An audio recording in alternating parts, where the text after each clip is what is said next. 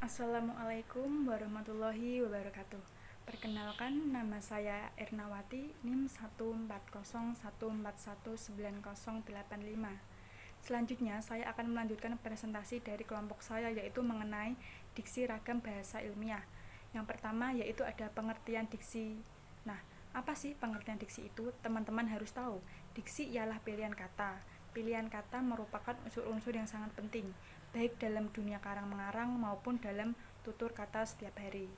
Dalam diksi ada 3 hal yang penting, yaitu yang pertama, pemilihan kata atau diksi mencakup pengertian kata-kata yang tepat atau menggunakan ungkap-ungkapan yang tepat, dan gaya mana yang paling baik yang digunakan dalam suatu situasi. Nah, yang kedua yaitu ada pilihan kata atau diksi adalah kemampuan yang membedakan secara tepat nuansa-nuansa makna dari suatu gagasan yang ingin disampaikan. Nah, yang ketiga yaitu pilihlah kata yang tepat dan sesuai hanya yang dimungkinkan oleh penguasaan sejumlah besar kosakata. Yang selanjutnya yaitu adalah penggunaan diksi dalam ragam bahasa ilmiah yang terdiri dari 8. Nah, yang pertama yaitu ketepatan pilihan kata. Dalam ketepatan pilihan kata ini ada syarat-syaratnya, yaitu syarat-syaratnya ada 10. Yang pertama yaitu membedakan secara cermat denotasi dan konotasi. Yang kedua yaitu membedakan dengan cermat kata-kata yang hampir bersinonim. Yang ketiga yaitu membedakan kata yang mirip dan dalam ejaan. Yang keempat yaitu hindari kata-kata ciptaan sendiri. Yang kelima yaitu waspada terhadap penggunaan akhiran asing. Yang keenam yaitu kata kerja yang menggunakan kata depan harus digunakan secara idiomatis. Nah, yang ketujuh adalah untuk menjamin ketepatan diksi. Yang kedelapan adalah untuk mempergunakan kata-kata indira yang menunjukkan persepsi yang khusus. Yang kesembilan yaitu memperhatikan perubahan makna yang terjadi pada kata yang sudah dikenal. Nah, yang terakhir yang ke-10 yaitu memperhatikan kelangsungan pilihan kata.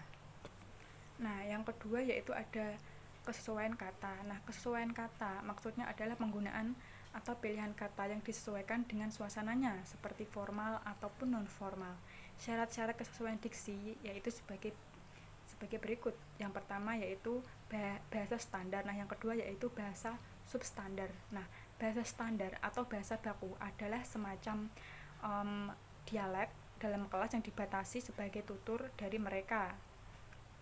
Kelas ini meliputi pejabat-pejabat pemerintahan, ahli-ahli bahasa, dokter, guru, penulis, dan lain sebagainya. Sedangkan yang kedua yaitu bahasa non-standar atau bahasa non-baku adalah bahasa dari mereka yang tidak memperoleh kedudukan atau pendidikan yang tinggi pada dasarnya. Bahasa ini dikenal untuk pergaulan biasa, tidak dipakai dalam tulisan-tulisan. Nah, yang ketiga yaitu gunakan kata-kata ilmiah dalam situasi yang umum. Hendaknya penulis dan pembicara mempergunakan kata-kata populer. Contohnya, kata populer yaitu ada sesuai, pecahan, aneh, bukti, kesimpulan, dan susunan. Nah, kata ilmiah seperti harmonis, fraksi, eksentrik, argumen, konklusi, dan formasi. Nah, yang keempat yaitu hindari jargon dalam tulisan untuk pembaca umum. Kenapa? Karena jargon merupakan bahasa yang khusus sekali, maka tidak akan banyak artinya bila dipakai untuk suatu arahan yang umum. Sebab itu hendaknya dihindari sejauh mungkin untuk jargon dalam sebuah tulisan umum. Nah, yang kelima yaitu penulis atau pembicara sejauh mungkin menghindari kata-kata slang. Kata-kata slang adalah kata-kata non-standar yang informal, bertenaga, dan jenaka yang dipakai dalam percakapan. Yang keenam adalah dalam menulis jangan mempergunakan kata percakapan. Yang dimaksud dengan kata percakapan adalah kata-kata yang dipakai dalam percakapan atau pergaulan orang yang terdidik. Misalnya, dok, prof, kep, karena kata-kata ini bisa meresap ke lapis-lapisan yang lebih rendah atau masyarakat luas. Selanjutnya, yang ketujuh adalah hindari ungkap-ungkapan usang atau idiom yang mati. Nah, maksudnya idiom adalah pola struktural yang menyimpang dari kaidah-kaidah bahasa yang umum.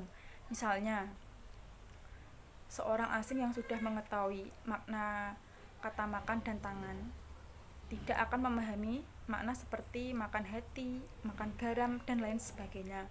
Nah, yang terakhir yaitu yang ke-8, jauhkan kata-kata atau bahasa yang artifisial.